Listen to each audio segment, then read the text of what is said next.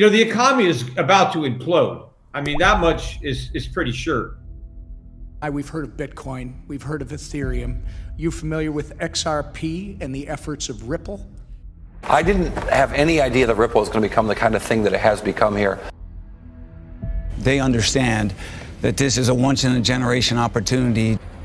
Ripple and XRP are going to be the global standard. A single global payment network that connects literally everyone. It's here. This year. It's here. It is here already. Yeah, I see. It's my belief, based off of all the fundamentals that I've been seeing the past few years, is that we are well positioned and a lot further ahead than most people realize. 300 plus customers. Using ODL for me as a customer has been a game changer. On-demand liquidity is a feature offered within RippleNet that helps customers eliminate the need to pre-fund an account in the destination country where they're sending funds. There's $27 trillion sitting in these bank-to-bank accounts. They're called Nostro accounts, Vostro accounts. Bank money! We're near an inflection point. This may be your last hurrah here to try to get it in on precious metals and cryptocurrencies. The real crisis is a dollar crisis. All the money the Fed is printing isn't going to have value. It's not going to buy anything. Prices are going to skyrocket. And in fact, this coronavirus is accelerating that process. We need to go to a global virtual currency. Cash is trash. And cryptocurrencies such as Ripple are vying for a spot in the cashless world. How can I say this another way, people? I've been at this for years. Load up. XRP. Going to the moon. At the end of the day, when the music stops, if you're holding dollars or the equivalent, treasuries, muni bonds, corporate bonds, I don't care if your money is in the bank or under your mattress, you're getting wiped out.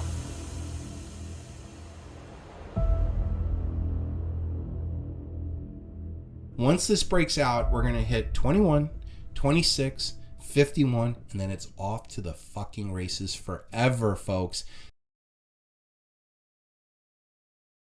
Sonali, talk to us about how the markets reacted to this news. Obviously a volatile market and a volatile market for Bitcoin as well. Yeah, even though we see Ripple down a little bit today, it did really rise after this news. And over the 7-day period, actually, Emily, if you take a look, you do see Ripple rising to the point that it's rising almost twice as much as you see in Bitcoin over that period, and almost 3 times as you're seeing in Ethereum. So yes, very good news in terms of Ripple and its SEC defense, but there are a lot of questions remaining for the market, not just for Ripple, but the crypto industry here at large. And that question is, as Bloomberg Intelligence calls it, a factual one. Will it cause more issuers to register with the SEC? And what type of regulatory overhang does it leave for the market, even after the Biden executive order that created some clarity for the market?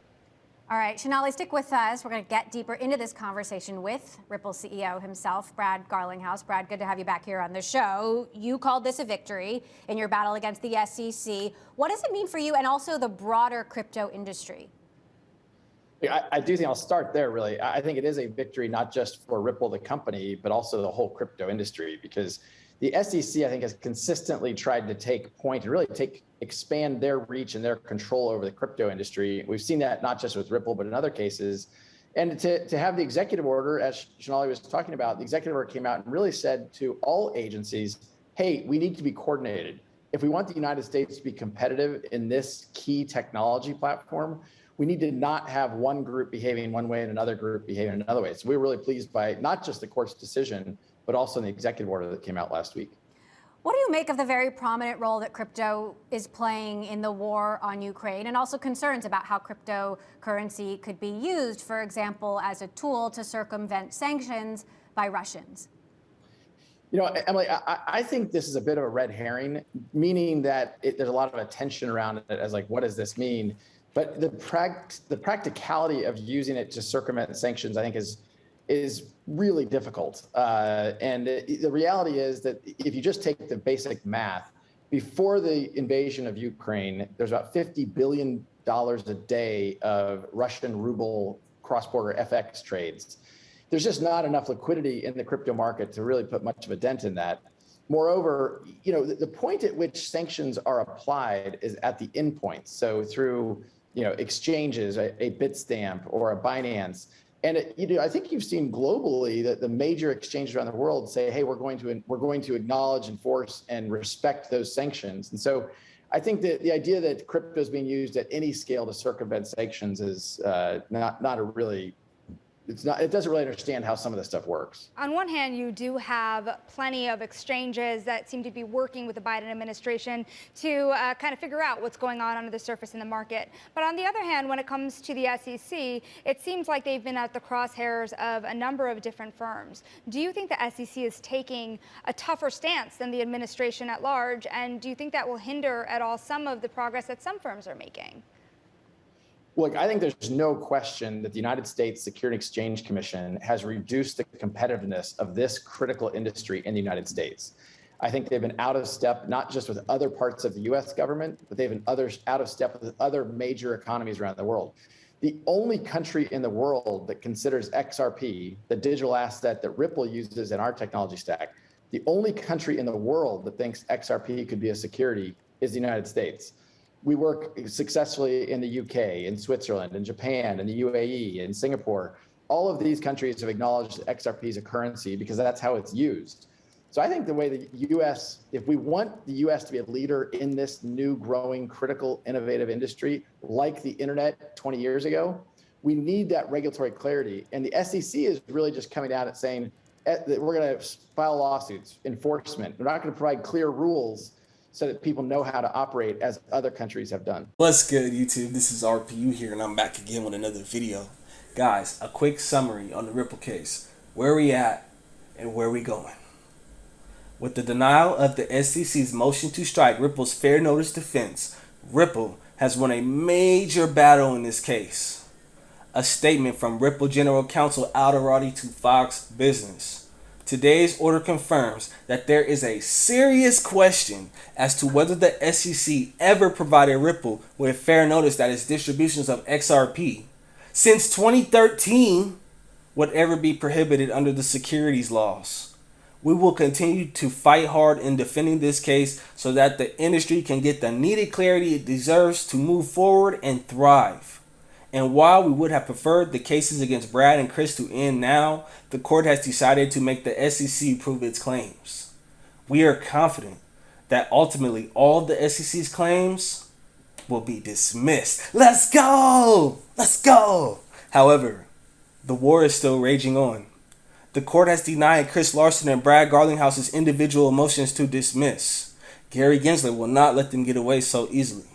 Along with that, the SEC now claims that its internal documents reflecting its staff's thinking about XRP, Bitcoin, Ether, and any other digital asset have no relevance.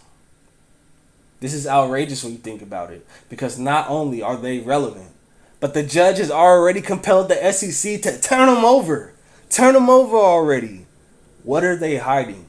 What did they say about XRP? When did our government become so secretive? Now the SEC has asked the judge to reconsider her own ruling in regard to the DPP of Hemans emails. Attorney John Deaton says he's surprised it hasn't come down already. He assumes that there will be a ruling this week, so be on the lookout for that. This, along with a ruling on the Estabrook notes, will push this case into April. Regulation is as slow as molasses. However, the fair notice defense is in play. Mr. Deaton says now that the motion to strike has been denied, the SEC has 30 days to answer Ripple's pending request for admissions. He doesn't believe mediation has taken place yet, but attorney Jeremy Hogan shared a document outlining a few rules that the SEC and Ripple might follow, including a face-to-face or video conference to discuss the settlement within 14 days of the close of fact discovery. Ripple is fighting for clarity, but will the SEC settle? Let me know what you think in the comments. The fair notice defense has the potential to cause a ripple effect in the crypto space, as every crypto firm would use the fair notice defense, ultimately removing the space from the clutches of Gary Gensler. There is a possibility that the SEC could appeal to a higher appellate court on the DPP ruling, which could extend this case even further. One can only hope that the Court of Appeals will see that the judges in this case were fair and impartial, giving the SEC every opportunity to exhaust and shoot it down.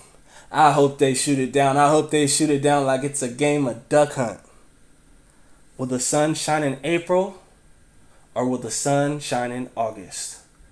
Bearable guy knows. Let me know what you think. This is RPU, and I'll see you in the next video. Peace.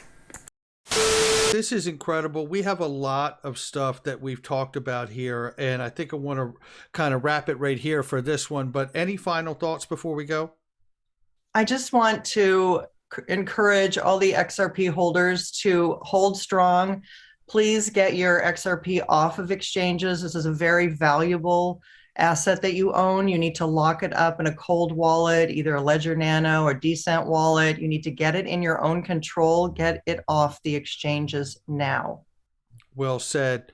Linda P. Jones, be wealthy and smart. I like it. Thank you so much, Linda. My pleasure, Brad.